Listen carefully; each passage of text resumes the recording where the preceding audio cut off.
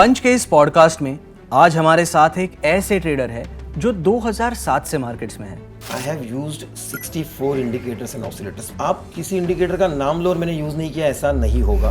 मैंने लगभग 50,000 chart study किए हैं। स्टॉक्स, ऑप्शंस, क्रिप्टो इन्होंने सब ट्रेड किया है और सबसे खास बात ये एक प्रॉप डेस्क ट्रेडर भी है। How was your initial journey as a prop desk trader? I mean, this is the biggest learning for me. जैसे मैंने आपको मेरा P&L शो किया, पहले 15 दिन $100 प्लस हूँ, फिर उसके अगले 15 दिन में $200-300 प्लस हूँ, 400,000, 4,000 और आपने $6,000 वाला भी दिन देखा है उसमें। But let me tell you, एक वक्त था जब इन्होंने 45 lakhs का लॉस किया था और उसके बाद ना सिर्फ इन्होंने अपने लॉसेस रिकवर किए बल्कि आज ये कंसिस्टेंटली प्रॉफिटेबल ट्रेडर बन चुके हैं। And then I started realizing, यार this is the only holy grail in stock market. तो इस पॉडकास्ट में हमने डिस्कस किया है कि ऐसी कौन सी गलतियां थी जिनको अवॉइड करके ये प्रॉफिटेबल बने हैं, कैसे इन्होंने अपनी हैबिट्स बदली, कैसे अपना ट्रेडिंग माइंडसेट स्ट्रेंथन किया और इनके ट्रेडिंग के रूल्स और साथ में इनकी ट्रेडिंग स्ट्रैटेजी भी हमने डिटेल में समझी है। आप बोलोगे एक समय था मैं 8 बार राइट आता था और मेरा कैपिटल माइनस होता था, आज मैं 8 बार रॉन्ग हूं तो फिर भी लॉस नहीं है। तो अगर आप एक ट्रेडर हो तो ये पॉडकास्ट एंड तक जरूर देखना। It is one of the most insightful trading discussions I have had in a long time. आप जब भी इंट्राडे करते हो या स्विंग करते हो, you look at stocks mostly जो रन अप दे चुके हैं एक हद तक। 15%, यस। तो वो कन्विक्शन आपको कहां से आता है? चार्ट, टेक्निकल एनालिसिस या उस बेसिस पे कहां से आता है? बहुत ब्यूटीफुल क्वेश्चन है सर। ब्रूस ली का एक ब्यूटीफुल स्टेटमेंट है, मैं उससे नहीं डरता जिसको 10,000 डिफरेंट किक्स पता है, मैं उससे डरता हूं जिसने एक ही किक को 10,000 बार प्रैक्टिस किया है। राइट। मैंने लगभग 50,000 चार्ट स्टडी किए हैं। मैं आपको एक्सचेंज भी बता देता हूँ। एनएससी के स्टॉक्स, मैं बीएससी का स्टॉक आज तक नहीं देखा है मैंने। एनएससी के स्टॉक्स, मेरे प्रॉप ट्रेडर हूँ तो ऑफ कोर्स नाइजी, नैस्डैक के स्टॉक्स। और नाइजी, नैस्डैक और इंडियन मार्केट में फर्क यही है कि हमारे एनएससी और बीएससी के ऑलमोस्ट सभी स्टॉक कॉमन है, बट जो स्टॉक नाइजी में लिस्टेड होता है वो नैस्डैक में नहीं हो सकता है और जो नैस्डैक में होता है जो नाइजी में नहीं हो सकता। तो वहां मुझे मिल गया कंप्लीट 7,000 का बुफे, 7,000 स्टॉक का। तो इन सब स्टॉक के मैंने जब इंट्राडे चार्ट स्टडी किए, इम्बैलेंसेस स्टडी किए, तब मुझे कन्विक्शन आया कि 10% जाने वाला स्टॉक 20% आगे बढ़ता है जब ये कंडीशन मेट होती है 50 to 60% of the times. So what I am saying is, अगर यही चीज जो कंडीशंस है मेरी 10 बार होती है तो 5 बार चांसेस है कि ये 12 से 20 जाएगा। तो नाउ योर क्वेश्चन इज, जो रिमेनिंग 5 है वहां क्या होगा? वो 12 से 8 आएगा, बट मेरा 11 पर ही स्टॉप लॉस लगा हुआ है। स्टॉप लॉस हिट हो जी। So what I am doing is I am playing a game of probability. मैं ये नहीं बोल रहा हूं कि 12 से 20 जाएगा ही, मैं बोल रहा हूं उल्टा आएगा तो 11 पे मैं एग्जिट हूं। जिस मैग्नीट्यूड को मैं शॉर्टलिस्ट कर रहा हूं वॉल्यूम के on the basis of value, जिस मैग्नीट्यूड को मैं शॉर्टलिस्ट कर रहा हूं उस मैग्नीट्यूड में वो क्या कहते हैं स्ट्रेंथ होती है जो उसको 20% not just one day, continuous 3-4 days भगा सकती है। और वो आपको मैं चार्ट पर अभी इस स्टॉक पे दिखाना चाहता हूँ। ठीक है, चलो। अब सबसे पहले और एक इम्बैलेंस में गड़बड़ लोग क्या करते हैं वो भी देख लेते हैं। ओके। जैसे अभी 23 और 26 के बीच में आपको ये वाला पीरियड दिखाई दे रहा है। वॉल्यूम ना दिखे इसीलिए मैंने ऐसा रखा है ताकि आपको वो इतनी क्लैरिटी से ना दिखे, कंपैरेटिव एनालिसिस आपके सामने हो। मैं आपको पूछूं, अगर क्या आपको ये 23 तारीख को इंस्टीट्यूशन दिखाई दे रहा है? नहीं, बिल्कुल ही नहीं। लेकिन आपको मैं बोलूं, अगर मैं उसको जूम करता हूं ना तो आपको 23 को भी इंस्टीट्यूशन दिखाई देगा। और क्या जूम कर रहा हूं मैं इस हद तक जूम कर रहा हूं कि आपके पास कंपैरिजन के लिए कुछ रहे ही ना। और आप मुझे बताइए, ये वॉल्यूम को आप इंस्टीट्यूशन कहना चाहोगे कि नहीं कहना चाहोगे? माय पॉइंट इज, आजकल अगर आप देखोगे जो ट्रेड एक्सप्लेन करते हैं या चार्ट एक्सप्लेन करते हैं वो इतना जूम करके कैंडल्स एक्सप्लेन करते हैं सर। यहां पर ब्रेकआउट और ब्रेकडाउन्स दिखा रहे हैं, इस पर ट्रेंड लाइन प्लॉट कर रहे हैं। आपके पास कंपैरेटिव एनालिसिस ही नहीं, आप कैसे कर सकते हो ये ट्रेड? बहुत ही शॉर्ट साइटेड व्यू से आप कितना शॉर्ट साइटेड व्यू है? तो क्या आप एक कैंडल तक पोजीशन होल्ड कर पाओगे? अब जब आपके फेवर में जाएगा तब तो नहीं कर पाओगे, लेकिन उल्टा जाएगा तो 50 कैंडल तक रुक जाओगे, आप वापस आएगा।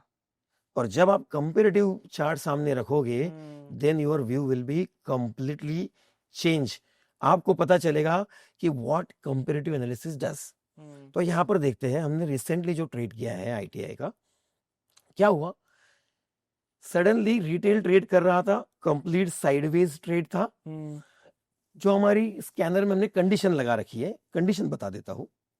4 crore volume, value not quantity, right, value, ताकि आप volume stocks multiply compare by करो इसके प्राइस। लिए, ताकि आप स्टॉक्स, बिकॉज आप अलग अलग स्टॉक्स में ये सेटअप ढूंढ रहे हो, जी, जस्ट कंफर्मिंग कि हमने पूरे एनएससी के स्टॉक को रडार पे रख दिया है, राइट, और जो भी 1 मिनट के चार्ट पर 4 करोड़ की वॉल्यूम जनरेट करता है, वैल्यू जनरेट करता है, साथ में उसके पिछले 5 दिन के एवरेज से 10 गुना से ज्यादा बड़ा वॉल्यूम होता है, वही स्टॉक उस स्कैनर में आता है।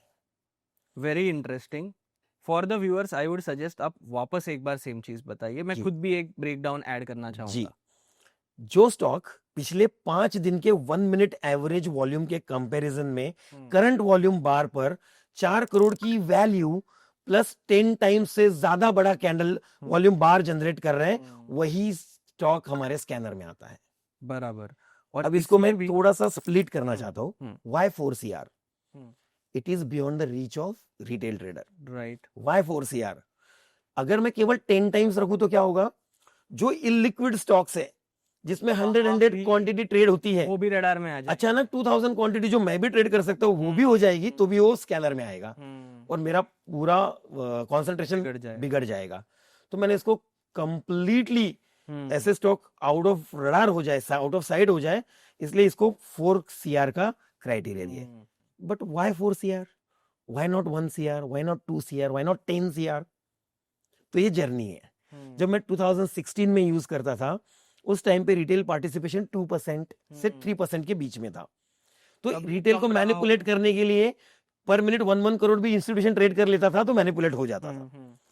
फिर slowly post corona retail participation बढ़ता गया, और इतना बढ़ा कि अब इंस्टीट्यूशन को 4 करोड़ के मैग्नीट्यूड पे ट्रेड करना पड़ता है, जब तब जाकर वो 20%, 12%, 15% मूव करवाता है। इसलिए ये वहां से आया।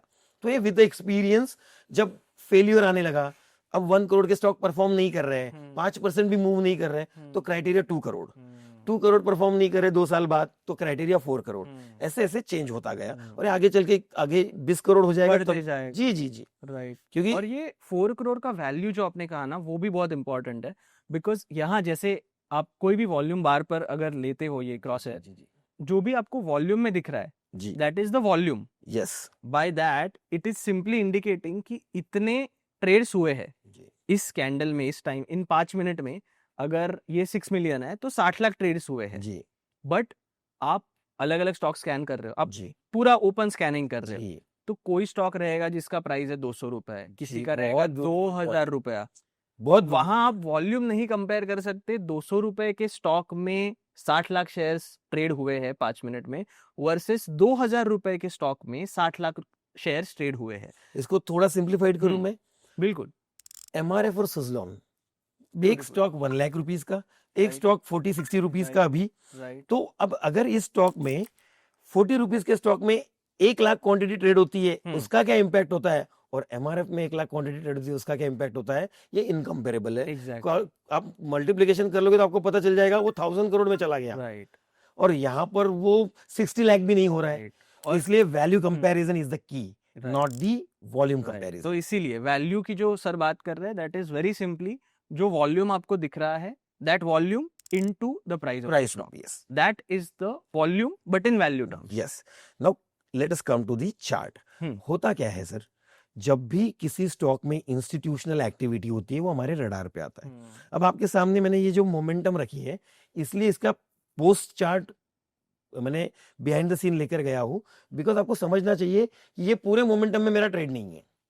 अगर हाइंडसाइट में आपको लग रहा है कि ये ऊपर गया है, अगर नीचे बाय कर लिया होता पहले वॉल्यूम पर, तो आपको एक एग्जांपल देता हूं। क्या रडार पे ITI आया होगा? क्या 4 करोड़ 10 टाइम्स सिर्फ ITI नहीं किया होगा? बहुत 15 स्टॉक्स आए होंगे, 15 में से पहला वॉल्यूम जनरेट करके नीचे जाने वाले 10 होंगे। तो फिर आप अगर ITI पहले कैंडल पे बाय कर रहे हो, तो आपने वो 10 भी बाय करने चाहिए थे, कंफर्मेशन में आपका स्टॉप लॉस हिट होता। गलत कुछ नहीं है, बट पॉइंट इज रूल्स ऐसे ही बनते हैं। जब एक रूल बनाते हो, फेलियर आता है, फिर आप रूल को मोल्ड करते हो, उसको और टाइटन करते हो। इस तरीके से हमने इसको टाइट किया है। तब होता क्या है, जब इस तरीके से कन्विक्शन मूवमेंट में आता है और बड़ा बड़ा वॉल्यूम जनरेट होता है, तो हमें ये पता चल जाता है कि ये ऑर्डिनरी ट्रेडिंग नहीं है, ये इंस्टीट्यूशनल पैसा डाल रहा है। और कहाँ से डाल रहा है, आपको इसकी हिस्ट्री भी देखिए, देखिए पीछे देखिए, ये हिस्ट्री देखिए, यहाँ से इंस्टीट्यूशन पैसे मार्केट में पोअर कर रहा है इस पर्टिकुलर स्टॉक में। See how big volume is and look at the previous chart, right? So what we do in first momentum, we just shortlist. Now what happens, अब एक बार स्टॉक ऊपर गया, लिक्विडिटी थोड़ी सी डाइल्यूट हो जाती है, उनको उतनी क्वांटिटी नहीं मिल पाती जितनी वो बाय करना चाहते हैं। अब वो अपना हाथ रोक लेते हैं लिक्विडिटी जनरेशन के लिए। कोई सपोर्ट रेजिस्टेंस पे शॉर्ट करेगा, कोई इंडिकेटर ऑसिलेटर के ओवरबॉट जोन पे शॉर्ट करेगा, कोई मूविंग एवरेज के डाउन क्रॉस होता है उस पे शॉर्ट करेगा, बट शॉर्ट का ही सोचेंगे।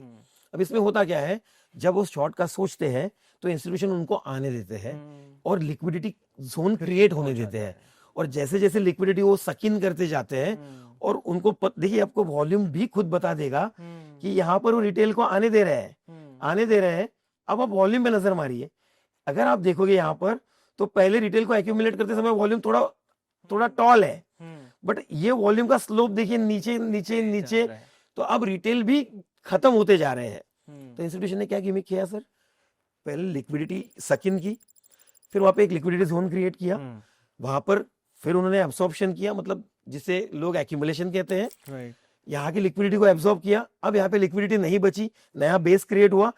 अब नए सेलर क्रिएट करने के लिए क्या करना पड़ेगा, नीचे तो नहीं लेकर जा सकता, नीचे लेकर गया तो सेलर नहीं क्रिएट होंगे और उसको फायदा भी नहीं होगा, बराबर। और ऊपर भगाता है, ऊपर के लेवल पे सेलर को और अट्रैक्ट करता है कि सेल करे।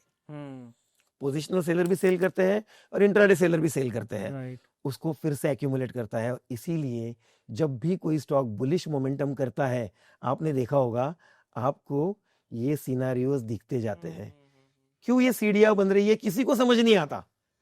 लोग ये, क्योंकि उन लोगों ने ऐसे स्टॉक देखे ही नहीं है ना सर, उनके मैक्सिमम ट्रेड पड़ रहे हैं इस जोन में। इस जोन में जब आप ट्रेड करोगे तो ये सीढ़ियां तो आपके लिए ड्रीम है, क्योंकि मैं जब ट्रेड करता हूं ऐसी सीढ़ियां बनती नहीं, क्योंकि सर आप इस सीढ़ी का बॉटम पकड़ना चाह रहे हो। आप बोल रहे हो कि मैंने बाय करने के बाद इंस्टीट्यूशन आना चाहिए, मैं बोल रहा हूं इंस्टीट्यूशन आने के बाद मैं बाय करूंगा। बराबर, फर्क है बहुत बड़ा, क्योंकि क्योंकि वो फिर तो लाइफ टाइम वेट करता रह जाएगा। एसबीआई में कोई इंस्टीट्यूशन ही नहीं आएगा, कोई नहीं खरीदना चाहेगा।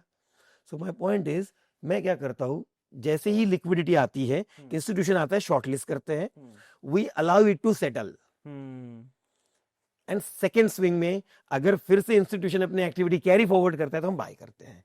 सो my entry is here on this candle. Okay, और ये एंट्री आपने इंट्राडे के लिए ली? Intraday, pure intraday, yes. Okay, आप देखिए डे चेंज है और मुझे पिछले दिन से लिक्विडिटी मिली है और दिन के शुरुआत में ट्रेड मिला है। तो होता क्या है सर, इसमें सबसे इंपॉर्टेंट पॉइंट ये है कि जब आप ट्रेड करते हो, मैं ये ट्रेड ले रहा हूं, मैं ये सोच के ले रहा हूं कि ये कैंडल का लो ब्रेक होगा और मेरा स्टॉप लॉस हिट होगा, तो मुझे इतना लॉस होगा। तो सबसे पहला रेडीनेस है, रेडीनेस फॉर लॉसेस। मैं पहले ही कैलकुलेट करके रखता हूं कि ये इस कैंडल का लो ब्रेक करेगा, मुझे 10,000 लॉस देना है और बाहर निकलना है। ऊपर जाएगा कि नहीं जाएगा पता नहीं। माय पॉइंट इज, आपने अगर यहां ट्रेड किया दिस पॉइंट और आपने अगर यहां ट्रेड किया दिस पॉइंट, मुझे सिर्फ इतना क्वेश्चन का आंसर दीजिए, इन दोनों पॉइंट में किस जगह वो रीजन प्रेजेंट है जहां पर ये 20% भाग सकता है?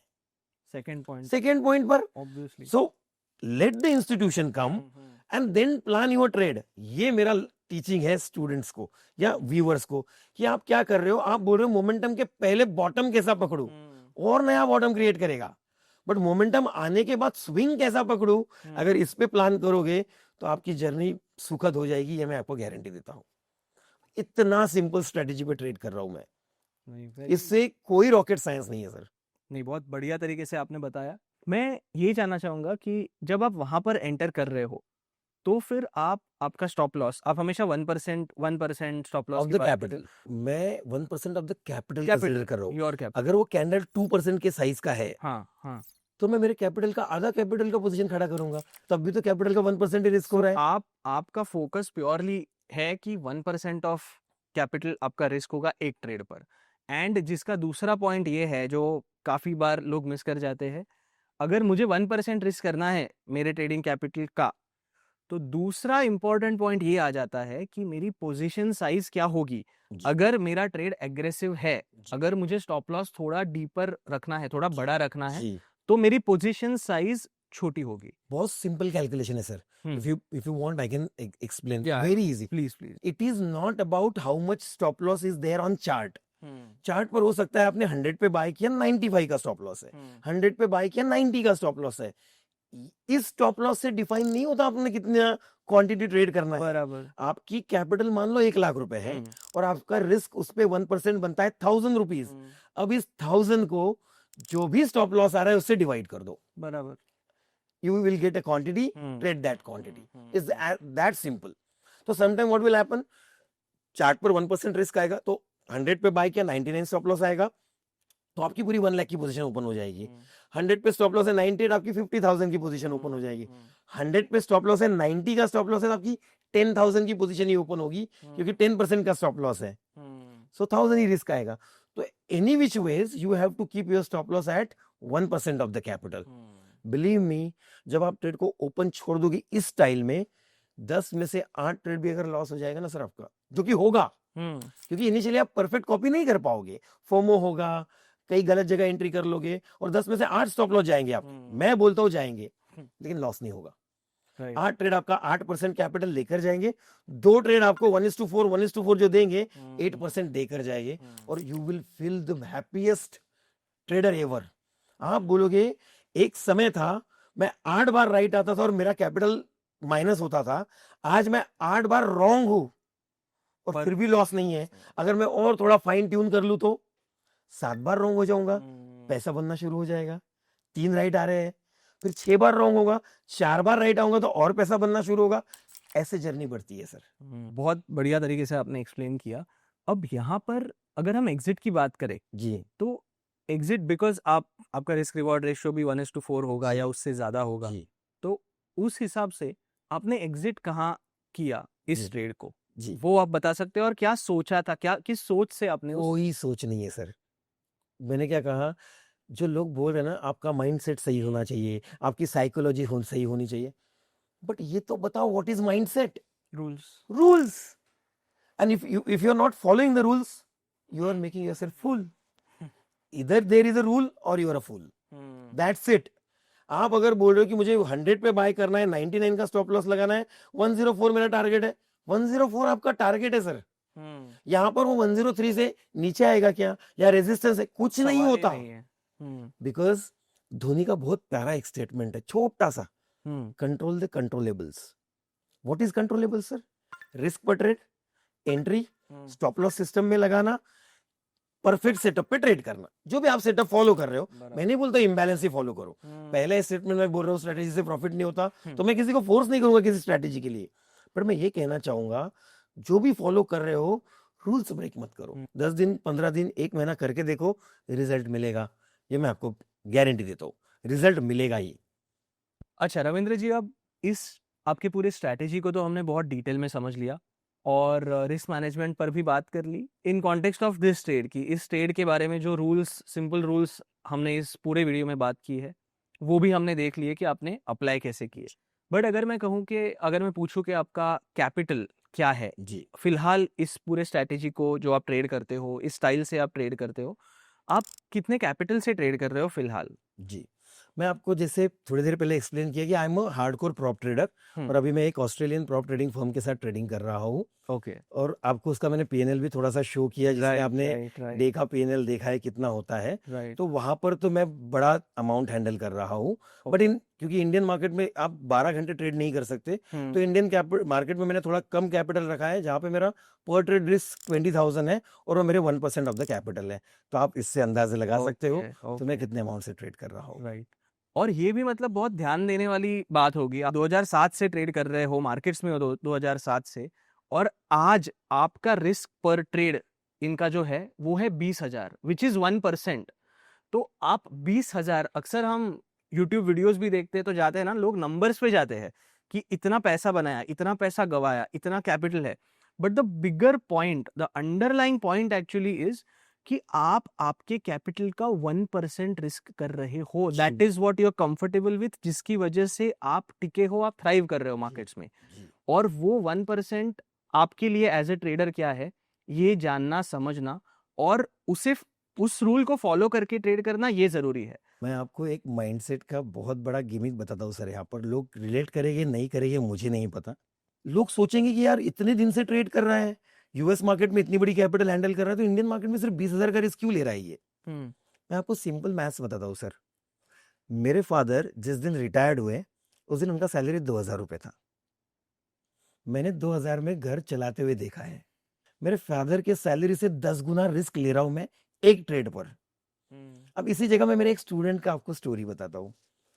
IITN है, मुझसे इसी इम्बैलेंस स्ट्रेटेजी का ट्रेनिंग ले चुका है, बैंगलोर से कहीं नजदीक से बिलोंग करता है।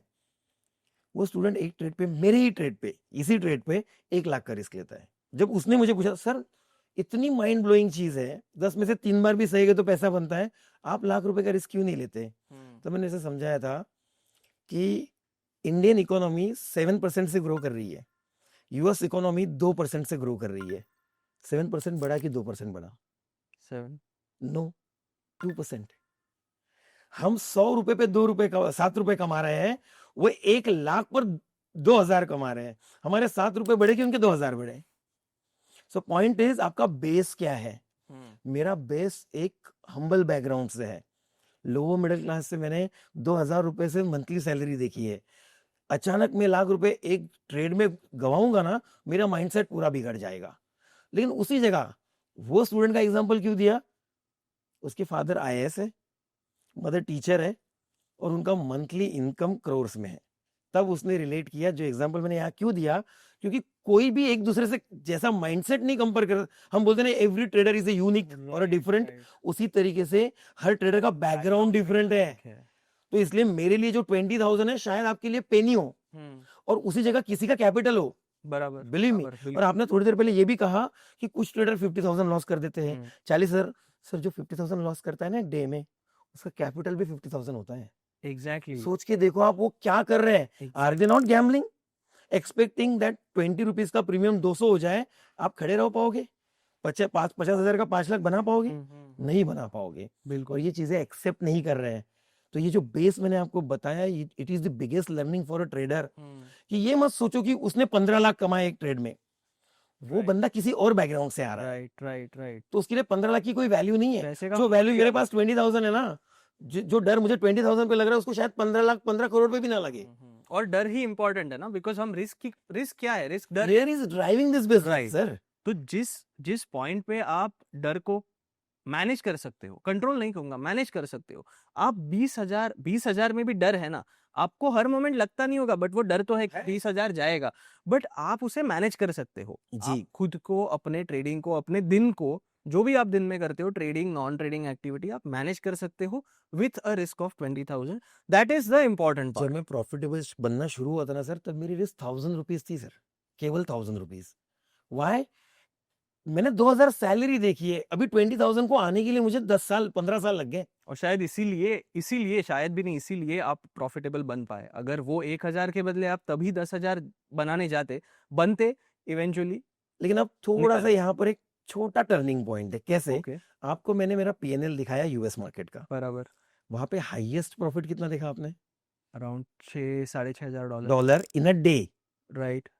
फिर ये कहाँ से आया? जब मैं 20,000 पे डर रहा हूँ, तो $6,500 मैंने दिन में कैसे बनाया? बिकॉज वो प्रॉप डेस्क है, तो आई एम अज्यूमिंग कि वो उनका कैपिटल है, इसलिए मुझे कोई प्रेशर नहीं है।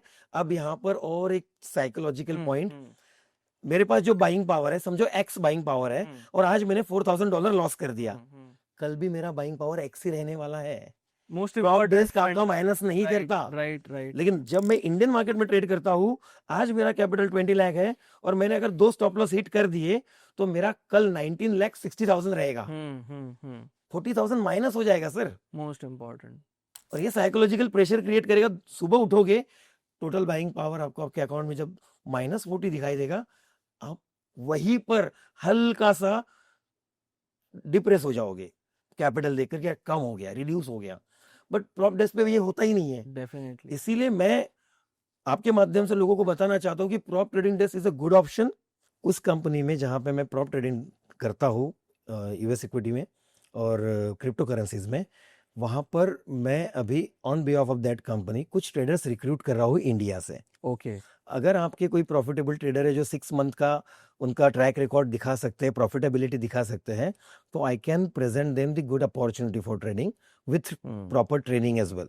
सो we are recruiting people, right. Training them and asking them to, I mean कुछ गरीब स्टूडेंट जो मैंने देखा है कंडीशंस, अभी ऑप्शन में हार कर, थक कर, लॉस करके अभी कैपिटल नहीं बचा है, but prop trading desk can be a turn around in their life. But condition is 6 month profitability अगर वो दिखा पाते हैं तो उनको हम ये अपॉर्चुनिटी प्रेजेंट कर सकते हैं।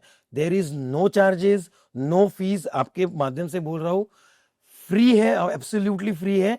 आपको केवल प्रॉफिटेबल स्टेटमेंट प्रेजेंट करना है ओनली फॉर 6 मंथ्स। नहीं, बढ़िया opportunity I think so. Anybody who is a retail trader also but decently profitability आपके पास है दिखाने को 6 महीने की, तो I think this can be a great learning curve. जी और आपके जर्नी को जानने के बाद तो ये डेफिनेटली आई थिंक व्यूअर्स भी रिलेट करेंगे। जी सर। तो रविंद्र जी, आप स्टॉक ट्रेडर हो, आप ऑप्शन ट्रेडिंग कर चुके हो, आप प्रॉप डेस्क पर इतने सालों से ट्रेड कर रहे हो, मार्केट्स में आपकी शुरुआत कहाँ से हुई? मेरा एमबीए कंप्लीट करने के बाद मुझे एक सॉफ्टवेयर कंपनी में अपॉर्चुनिटी मिली, जहाँ पर मैंने as a marketing manager join किया था। मैं सॉफ्टवेयर सेल करता था टेक्निकल एनालिसिस का, और वहाँ से मेरी स्टॉक मार्केट की शुरुआत हुई। बहुत बेहतरीन अपॉर्चुनिटी मिली, जहाँ मैं बहुत अच्छे लोगों से, इवन अश्विनी गुजराल जी से भी मैं मिल चुका हूँ okay. Related to technical analysis software, जहाँ मैं उनसे मिलता, सॉफ्टवेयर इंस्टॉल करता, उनको टेक्निकल एनालिसिस के टूल्स कैसे अप्लाई करते, ये मैं वहां पर बताने लगा। और ऐसा करते करते मुझे चस्का लगने लगा कि अगर मैं किसी को एक्सप्लेन कर सकता हूँ, टेक्निकल एनालिसिस सिखा सकता हूँ, तो मैं खुद क्यों नहीं करता। और वहां से फर्स्ट टाइम मेरी जर्नी शुरू हुई स्टॉक मार्केट को लेकर। सभी मेरे कलीग्स अप्लाई कर रहे हैं, तो उन्होंने मुझे कहा, सर आर पावर का एक स्टॉक आईपीओ आ रहा है जिसका वैल्यूएशन 11,500 करोड़ है, और उन्होंने कहा था ये आज तक की हिस्ट्री का इंडियन मार्केट का सबसे बड़ा आईपीओ है।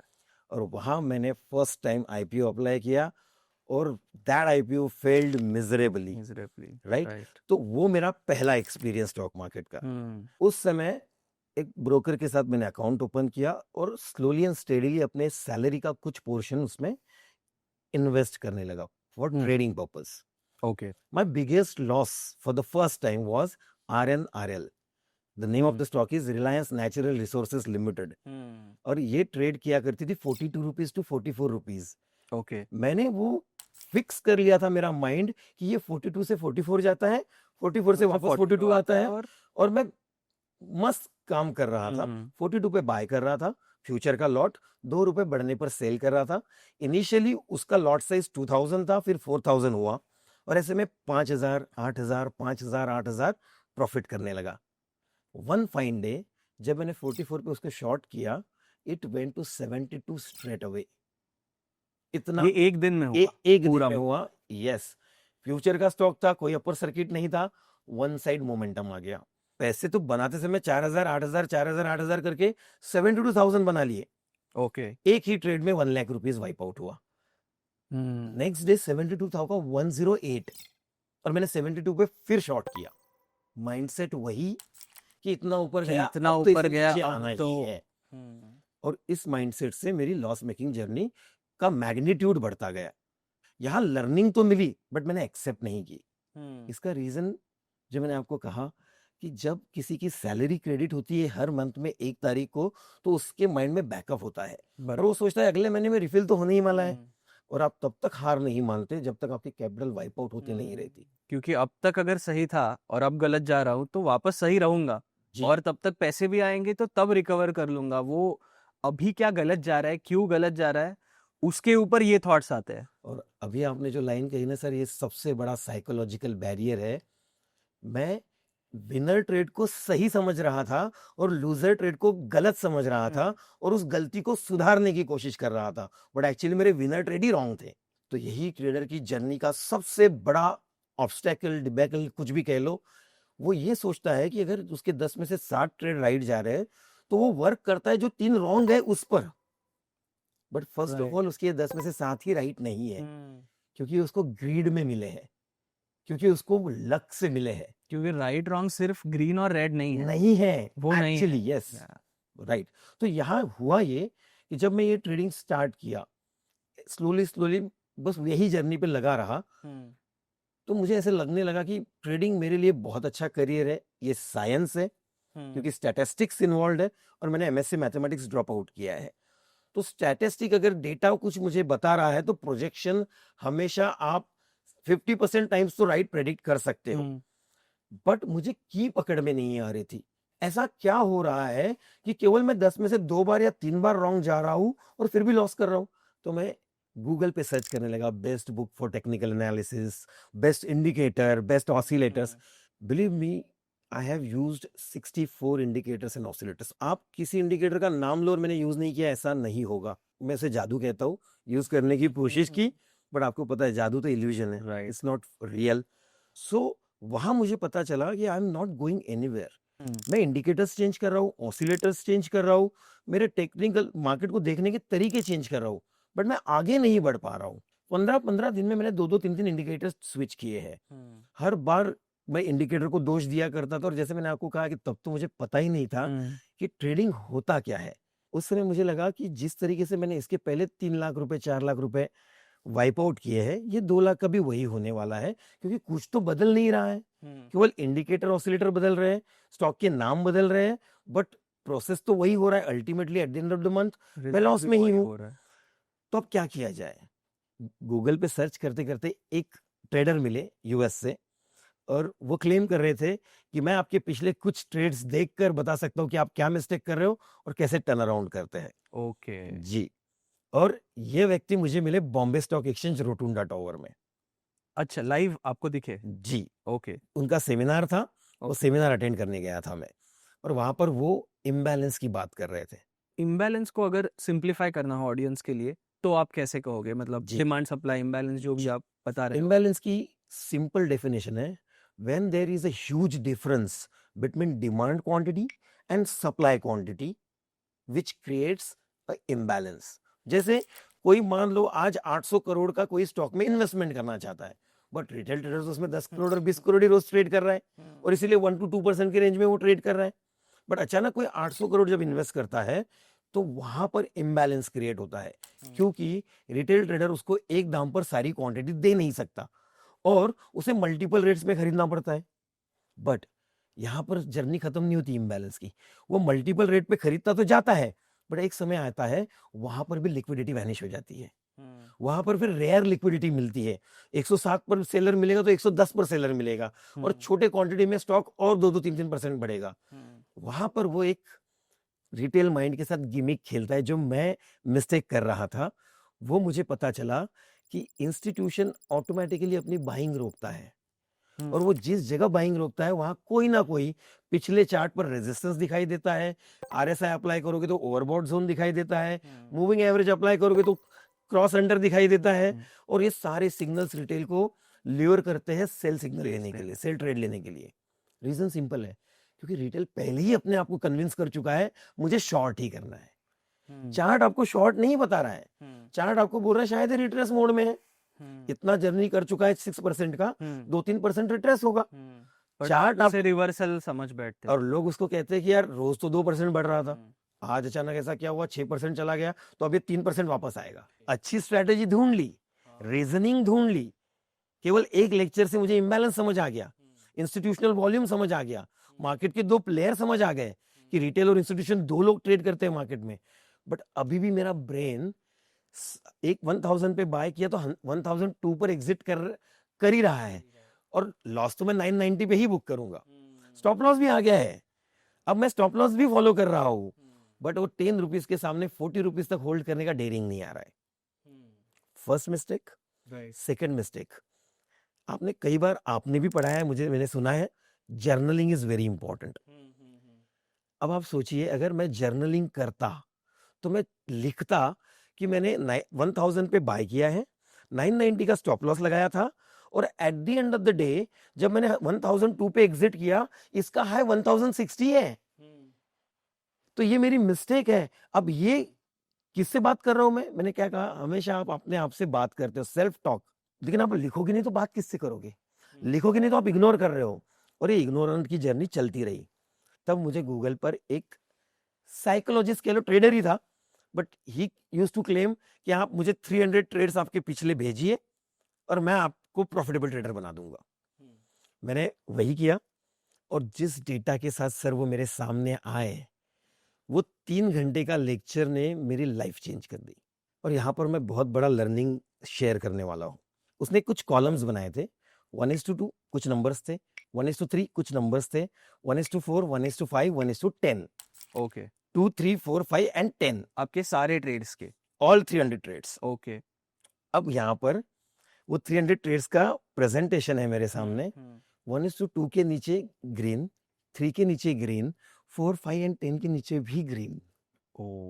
On the difference is 1:10 23% trade गए हैं, 1:10 तो 23% ट्रेड गए हैं, 1:5 एंड 1:4 लगभग सेम 45% ट्रेड गए हैं, ओनली 45%, 43 to 45%, और 1:2 ये गए हैं 65% ट्रेड।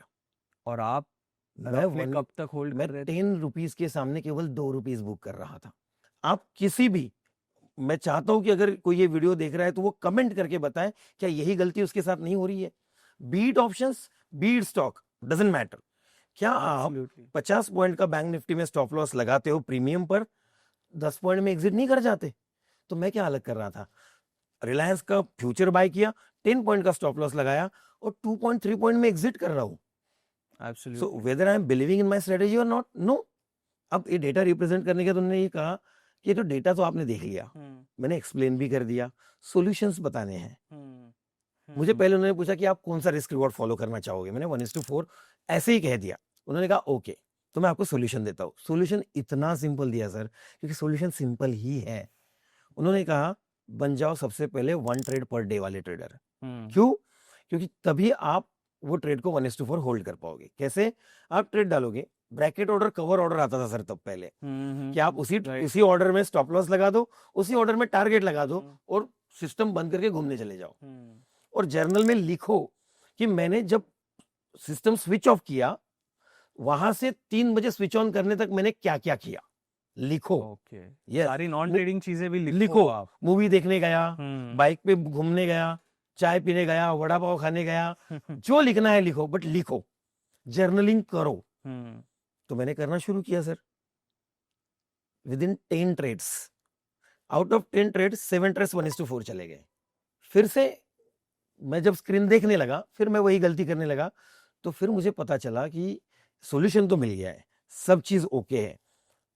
अब शायद मैं खुद का कैपिटल हैंडल कर रहा हूं ना, ये मुझे प्रेशराइज कर रहा है, क्योंकि लॉस मेरे माइंड से निकल नहीं रहा है।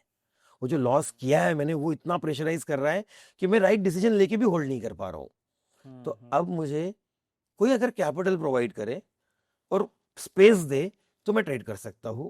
तो हुआ ये सर कि मैं मुंबई में जॉब कर रहा था, अंधेरी वेस्ट में मेरा ऑफिस था। वहां से मुझे कंपनी ने as a branch manager Pune shift किया। एक दिन किसी एक ट्रेडर का कॉल आता है, मुझे आपका टेक्निकल एनालिसिस सॉफ्टवेयर का डेमो देखना है, can you come at my place and show me the demo. I went there, उनको डेमो शो किया, उनका प्रोफाइल जाना, तो उन्होंने कहा कि he is a prop trader in one company, I will not take the name, he is a prop trader in that company. Then I asked, can I apply? तो he said कि अगर आप उसका एप्टीट्यूड टेस्ट क्लियर कर सकते हो तो there is no restriction, आप within the age limit हो, आप कर सकते हो। In 2010 first time I got a chance to apply for that company, और मैंने वहाँ अप्लाई किया, रिटर्न टेस्ट देने गया। तो जैसे मैंने आपको कहा मैं एमएससी मैथमेटिक्स ड्रॉप आउट हूँ, तो पहले ही इसमें मैंने पूरे वो टेस्ट क्रैक कर लिया, मैं रिक्रूट हो गया और सिलेक्ट हुआ। सो सबसे पहले जो प्रॉप ट्रेडिंग डेस्क के सपने देख रहा है, अगर आप आईआईटी से नहीं हो और आप एक बड़े प्रॉप ट्रेडिंग डेस्क को ज्वाइन नहीं करते, नहीं जा रहे हो, जहाँ पे बॉन्ड्स ट्रेड होते हैं, हेज फंड जैसे जगह पर, वहां पर आपको बहुत अच्छा सैलरीज मिलेगा, but you should be from IITs and IIMs, तो मिलता है।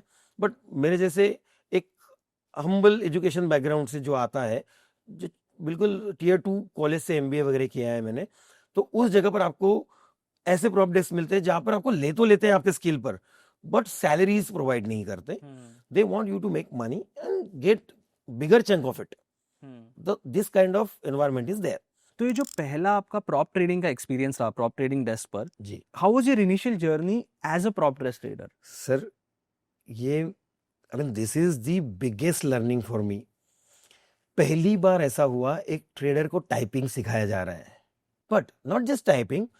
उनके जो बेस्ट परफॉर्मर ट्रेडर्स हुआ करते थे, वो आकर हमें 1 घंटा लेक्चर दिया करते थे कि वो क्या कर रहे हैं, कैसे होता है अमेरिकन मार्केट, क्या फर्क है इंडियन और अमेरिकन मार्केट में, वो कैसे ट्रेड करते हैं. एंड बिलीव मी, वो स्ट्रैटेजी शेयर नहीं करते थे. इवन वो उनके कलीग को भी वो स्ट्रैटेजी डिस्क्लोज नहीं करते थे, क्योंकि स्ट्रैटेजी से थोड़ी प्रॉफिट हो रहा है. How you manage your winning trades is the biggest learning for me. True. यही सीखने मिला. सेकेंड लर्निंग बताता हूँ नेक्स्ट प्रॉप ट्रेडिंग डेस्क में. ओके. ये तो फर्स्ट था, ये बहुत कम काम किया मैंने इसमें, but next prop trading desk जहां पर मैंने अच्छे पैसे बनाए. सबसे पहला सेशन आकर बोलते हैं कल से आप ट्रेड करोगे. कंडीशन सिंपल है, $40 to $200 के बीच के लिक्विड स्टॉक आपको सिलेक्ट करने हैं. ओके. इसमें से एक्स कोई भी रैंडम स्टॉक सिलेक्ट करो, हमारा कोई रिस्ट्रिक्शन नहीं. Trade with one stock, only one quantity, and the moment M2M reaches to $2 minus, you should hit exit. Plus का क्या? There was no rule. Plus आता है तो डोंट थिंक, सोचो ही मत. ओके. वो आपका पैसा नहीं है. तो जैसे ही फिर +10 हो जाता था, तो मैनेजर आता था और हमें +8 पर ट्रेल करने बोलता था. फिर वो +12 हुआ तो +10 पे ट्रेल करने को कहता था. और ऐसे चलता रहा. Out of 100 trades, mine 65 to 70 trades were wrong. $2 minus. Right. But 1:5 वाले 35 trades थे. Oh. And again I correlated with my that Previous. जहां पर मैंने $1500 पे करके ट्रेनिंग किया है, अब मैं कोरिलेट करने लगा, क्योंकि अब मैं एग्जीक्यूट किया उस चीज को. Right. Right. And then I started realizing, यार, this is the only holy grail in stock market. Whether you are trading with RSI, moving averages, imbalance, X, Y, coin toss, doesn't matter. How you are holding your winners will make you a trader. That's it. और यहाँ से sir prop desk पे मेरी profitable journey start हुई. जैसे मैंने आपको मेरा P&L शो किया. Right. पहले 15 दिन $100 प्लस हूँ, फिर उसके अगले 15 दिन में $200, $300 प्लस हूँ, 400, 1000, 4000, एंड आपने $6000 वाला भी दिन देखा है उसमें.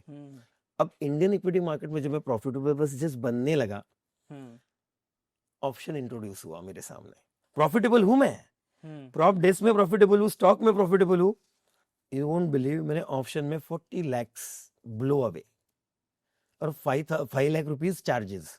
सो 45 lakhs के अराउंड मेरा 40 lakhs तो M2M था और 5-6 lakh रुपीज चार्जेस. ऐसा कंप्लीट ब्लोन अवे.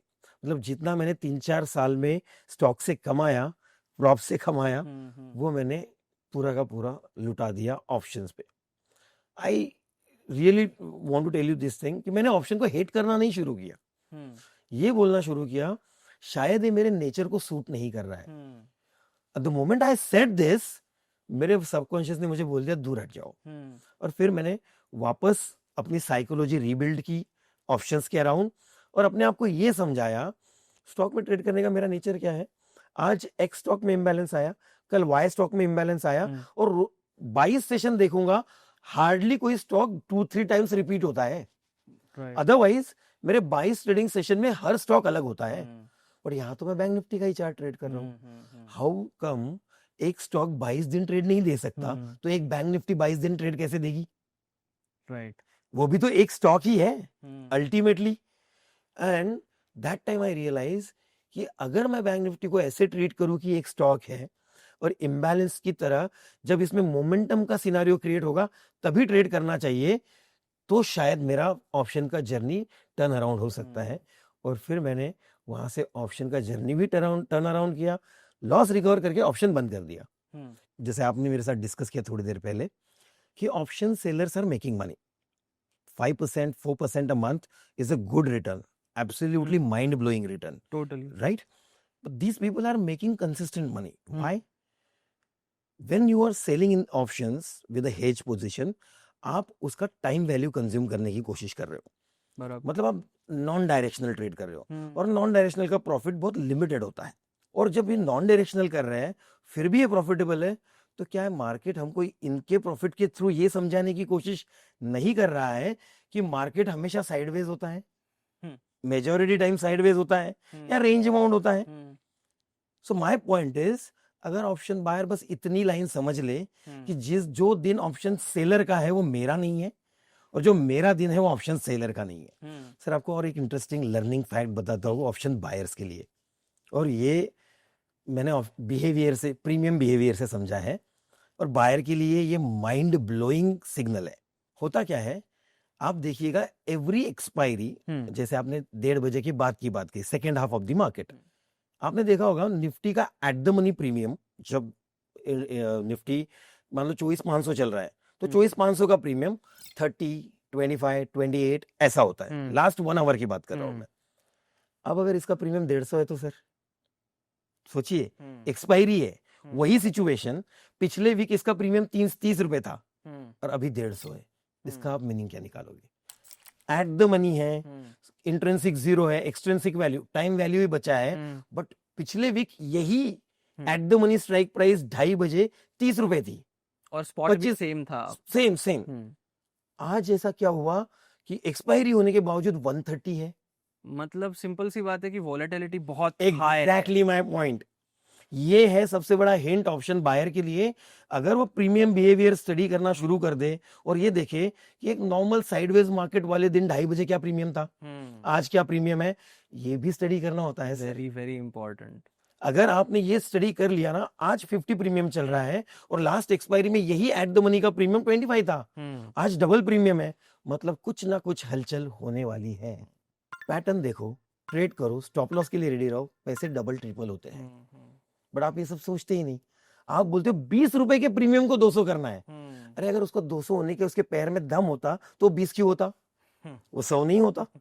तो ये थोड़ी थोड़ी स्टडी का मैंने एक हिंट दिया है कि आप ऐसा भी स्टडी कर सकते हो ऑप्शंस का बिहेवियर। इसका और एक छोटा सा हिंट दूं सर, जिस दिन बड़ी बड़ी कैंडलें बन रही है, निफ्टी में 40-40 पॉइंट की कैंडल्स बन रही है, बैंक निफ्टी में 80 to 100 पॉइंट्स की कैंडल बन रही है, उस दिन मोमेंटम आता है। और जिस दिन रिटेल मूवमेंट चल रही है, छोटी छोटी कैंडल से ही भला ही 200 पॉइंट नीचे आया, बट 4 घंटे ले लिए 200 पॉइंट नीचे आने के लिए, प्रीमियम बढ़ना ही नहीं है। राइट। तो आपको ये बिहेवियर भी प्राइस पे समझना होगा, और इसे इम्बैलेंस ही कहते हैं। 100 पॉइंट्स बैंक निफ्टी मूव करेगा तो इम्बैलेंस ही करेगा, इंस्टीट्यूशन बाय करेगा तभी करेगा। और उसी 100 पॉइंट्स को अगर 4 घंटे लेगा तो थीटा डी के होते रहेगा और आप अटके रहोगे। एब्सोल्युटली। और वही मैं बिहेवियर आपको चार्ट पर स्टॉक में दिखाऊंगा, हाउ इम्बैलेंस वर्क्स। तो ये स्ट्रेटेजी मैं आपको जो एक्सप्लेन करने जा रहा हूँ, अभी हमारा रिसेंट ट्रेड है ITI। तो मैं ITI क्यों एक्सप्लेन कर रहा हूँ आपको, क्योंकि इसमें हमने कम से कम 7 to 8 एंट्रीज की है, 7 से 8 बार ट्रेड किया है across a long time की 3 इसी दौरान। अच्छा 3 in last 3 months it has given us approximately 7 to 8 opportunities to trade into it। Okay. और ये एंट्रीज सारी 7 एंट्रीज इंट्राडे थी, स्विंग थी, मिक्स थी? ओके। 2 बार स्विंग थी और 7 बार इंट्राडे थी। मतलब उसी इंट्राडे में से कोई पोजीशन स्विंग में चली गई थी। जी, उसका भी मैं आपको सिस्टम समझा देता हूँ। अभी फिलहाल आप चार्ट देख रहे हो, इसमें आपको कैंडल्स नहीं दिखाई दे रही है और दिखनी भी नहीं चाहिए। कैंडल्स दिखी, साइकोलॉजी बिगड़ी। मूवमेंट्स दिख रही है, स्विंग्स दिख रहे हैं, स्लोप्स दिख रहे हैं, एंगल्स दिख रहे हैं। And the moment I said slope and angles, that is my strategy. Okay जी। So first of all, what is imbalance? Now I will show you the volume first. Now see, मेरा जहां cursor है उस जगह पर आपको maximum बुर्ज खलीफास दिख रहे हैं वॉल्यूम पर, राइट? सेम इधर हॉवर कर रहा हूं मैं माउस को, यहां पर दिख रहे हैं, राइट? सेम यहां दिख रहे हैं, बराबर। सिर्फ इतना आइडेंटिफाई करने की कोशिश करो कि जहां जहां बुर्ज खलीफास है, बड़े बड़े वॉल्यूम्स हैं, वहां पर बड़ी मोमेंटम है, ऊपर जा रहा है। जैसे मैं माउस हॉवर करता हूं आपको दिखेगा। बराबर। सेकेंडली यहाँ देखो, यहाँ पर भी टॉवर है, यहाँ पर भी, यहाँ भी दिख रहा है। अब आते हैं ट्रेडिंग इज अ गेम पर। What is the game? The game says, जब तक किसी इंस्ट्रूमेंट के प्राइस में मोमेंटम नहीं आता, प्रॉफिट कैसे होगा? बराबर। तो momentum is must, unless there is a momentum you can not make money. अब रिटेल ट्रेडर्स की सबसे बड़ी दुविधा क्या है? वो सोचता है वो बॉटम पकड़ ले। Do you know what is the best bottom? There is no best bottom. There is the best bottom. Okay. 52 weeks high. सोचो आप, it is the best bottom. What I am saying is, bottom नहीं होता है, your answer is right. Bottom कुछ नहीं होता है। क्या आपने बाय करने के बाद आपके स्टॉप लॉस के पहले टारगेट की तरफ गया तो बेस्ट बॉटम पकड़ लिया आपने, एब्सोल्युटली। फिर आपने 52 वीक्स हाई पे खरीदा होगा। और what is the best stop? 52 weeks low, क्योंकि अगले वीक में नया 52 वीक्स लो मिलने वाला है आपको, बिलीव मी। राइट। तो पॉइंट इज, जो लोग बोलते हैं ना मैं बॉटम कैच करता हूं, मैं बॉटम फिशिंग करता हूं, सर आप एक बार बॉटम कैच करते हो पर आपके हाथ जले हुए आप नहीं बताते हो। मैं आपको प्राउडली बोलता हूं सर, जब स्टॉक 12% अप होता है ना तब मैं इंट्राडे बाय करता हूं, 10% अप होता है तब मैं इंट्राडे बाय करता हूं, क्योंकि उसमें 20% जाने का पोटेंशियल है। मैं रिटेल की तरह ये नहीं सोचता हूं इतना ऊपर गया और कितना ऊपर जाएगा। लास्ट में सिर्फ जाते जाते ये कहना चाहता हूं, स्ट्रैटेजी से प्रॉफिट नहीं होता दोस्तों, how you handle your position will define you as a trader. कोई भी स्ट्रैटेजी यूज करो, एनीथिंग, ऑप्शन भी ट्रेड करो, इंस्ट्रूमेंट का नेचर समझ के ट्रेड करो, आपकी जर्नी प्रॉफिटेबल जरूर हो जाएगी। Thank you.